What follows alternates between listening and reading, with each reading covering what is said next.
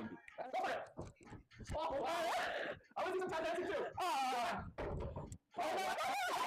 Hey everyone, it's Robert here from danceScape. We are here at Réunion, or would you prefer reunion? Whatever you like. It's easy to pronounce in any accent. Courtney, you're an owner of I am one of the owners, yes. And with Mike? With my husband, Mike, yes.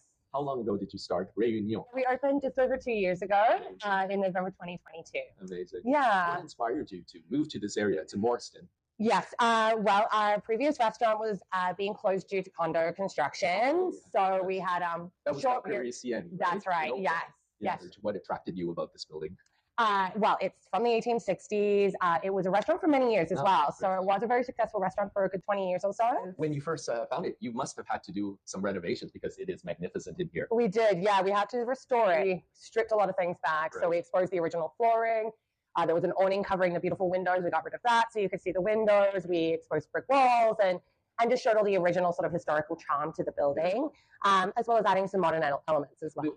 There's so much love and passion that we all have running our own business or seeing a vision of what something could be. Yeah. Sometimes a building or something, a space speaks to you. Yes. Is that what you felt? Did you walk through? Absolutely. But what about your passion for food? I mean, yes. Clearly with the Oakville restaurant and now this one, it has to tie in with your love of all things French. Absolutely. Well, my husband is French. We've traveled a lot and developed a big love of food. So we obviously have the French influence, and then we have a lot of our Southeast Asian influence in our menus as well. I understand the name Réunion. I'll pretend. I've lost so much of my high school French, but that's okay. I feel really classy when I say that. It's kind of inspired by Reunion Island, I understand. Yeah, that's right. It's a real melting pot of cultures there, and that's what we wanted to create here. Did you ever go there? We have not visited. Okay, so it is your impression and your vision. I would love to visit. Yeah, I don't know if you know where it is, but it's literally like 36 hours to get there. So we just wrote it here instead. We're in the middle of everything. It is. We are only 20 minutes away from Verlan, 20 minutes from Milton, 20 minutes from Guelph. So we have a lot of people from everywhere coming together to meet in the middle and reunite. It's amazing. So I also understand that your chef is Chef Yang. Well, Chef Yang has been with us since La Parisienne. So he has actually been with us for quite a long time. I was the original head chef. I'm still the executive chef here. But I had a baby and I needed someone to come in and sort of take care of everything so I could take a step back. Our event is called Tango in Paris. Yes. And we're featuring Wine, Dine, Learn to Dance. It's a after dinner event. And so that's what made us connect with you, because we thought it would be amazing for people to know locally what great restaurants and dining experiences are out there. Yeah, that's amazing. So looking at your menu, I was really intrigued because I came in with a preconception. Oh, they're French-based and that. Yeah. And then I discovered the fusion of Chinese, Asian. I saw your reviews, great reviews, by the way, in terms of an Indian influence. And now by you talking and sharing about your background in Australia and Chef Yang, it makes sense. So was that something that organically happened, or was it something that you said, okay, we don't want to stay with just French. We know it's fusion, and based on your research of Reunion Island and your backgrounds, share a little bit about that. So if you look into like the history of a lot of cuisine around the world, the French have a huge influence on it. So a lot of the stuff that we do here is prepared in a French classical way, but it comes from a different culture specifically. Right. So just because we have an Indian chicken curry, we still prepare it in a French way. Amazing. Versus, throwing everything into a pot. So for a dummy like me, what is a French way? Like, what would you say is classically French, or that influence then? It's breaking down the components rather than throwing everything together. So it's a style of cooking versus, just tossing everything into a pot and letting it go. It's preparing each part individually and then bringing it together and pulling out the flavors in each section of your meal together. One of your specialty dishes is French onion soup. Yes. And there's a great story behind that. Can you share a little bit about that? Well, the French onion soup has been in the family since my husband's parents came from. That's how long ago? So they got here in 1990, I think, or maybe even earlier. They opened La Parisienne in 91. Oh, so 1991. His parents opened it, and they had it for almost 20 years, and then we took it over. So are they originally from France? Yes, they're both French. Oh, yes, and my husband as well. He grew up in Paris. Oh, in Paris itself? Yeah. I didn't know in my in the true Paris. Amazing. Yeah. Amazing. So what brought them over? And then did he grow up here quite young? And so they immigrated over here when he was 9 years old. And you know, his uncle had moved over, so they were coming over to be with family. And you know, they had a restaurant background in Paris, and it just made sense for them. Amazing. Yeah, Mike actually grew up above the restaurant in Oakville, so they lived above the restaurant. That's kind of cool because now I've not been to Paris, but that's on my bucket list. We have a good friend that goes like 2 or 3 times a year. Oh wow! And one of the things he goes to, I know, right? Can you adopt us? Nice, right? But one of the things they go to actually is a ball in the Palais de Versailles. Oh. So he always goes like, oh, it's beautiful, and they're celebrating their 50th anniversary. Beautiful. But that's their experience. Yes. My experience, because I haven't been there, is this idea that I would go to the cobblestone streets and you would see a cafe and the family would be living above. So you're kind of describing, but it's happening in Oakville.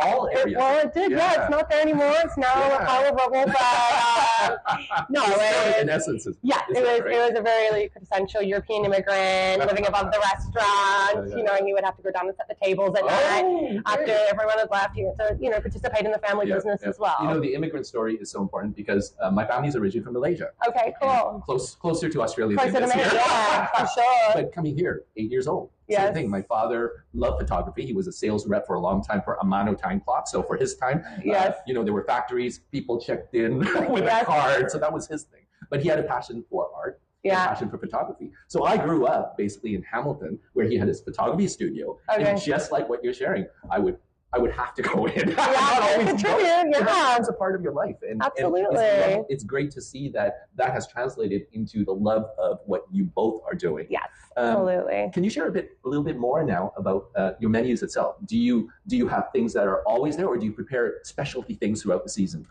So some of the things on the menu have come with us from La Parisienne, not too many.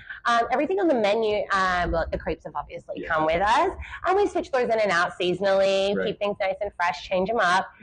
Everything else always starts as a feature. So it's something that we try out, something that we love. We see if people like it. If they like it, it goes on the menu. Right. And so on and so forth. So it's definitely not so seasonal as experimental. Right? I would put it more experimental. Creative experimentation. Yes. The core. There's some core pieces that you can't get rid of. But then you add your absolutely, other things it fresh. Absolutely. I mean, there's always the favorites that aren't going anywhere, right? But then you gotta keep it interesting. True. It seems that your focus on local produce is important. Absolutely. I mean, very difficult this time of year, obviously. But yes, wherever we can, we absolutely source local. Right. And as obviously, my favorite time of the year is summertime because that's when we get all the goods and we get rid of the snow. Okay. For a dummy like me, when you say source local, how does that work? So you work with your suppliers, and most of the suppliers that you can work with now will have actual little notes on there telling you what is local, what is made in Ontario, what is being outsourced, and you start to get knowledgeable about those things. There's certain things like oranges that you're never going to buy in Ontario, and then there's other things that you can get here year round. Definitely we try to work with them. We work with local farms, local butchers. Our beef cheek is sourced from Beverly Creek Farm, and we get that through Jamie Waldron Butchers in Hamilton, and he's got a huge emphasis on supporting small farms.